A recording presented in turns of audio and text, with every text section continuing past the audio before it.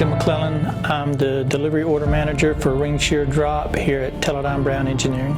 Ring Sheared Drop is an experiment that's going to operate on the space station that will study Alzheimer's disease.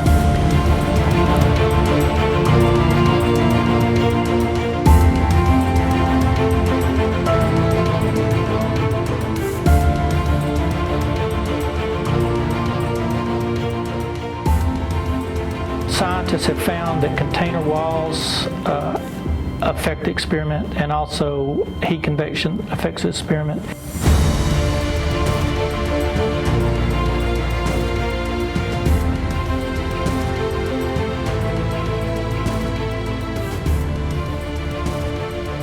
In this experiment, we're going to inject about 8 milliliters of protein solution. In our case, it's human insulin, and we're going to inject it between 2 contact rings. One of those contact rings will be fixed, the other is going to spin, and that spinning is going to create shear flow forces, and it's going to create those fibrils that they're finding in the brain tissues. I was very proud that our Teledyne machine shop was able to successfully machine it, and we delivered 32 of them to NASA back in May.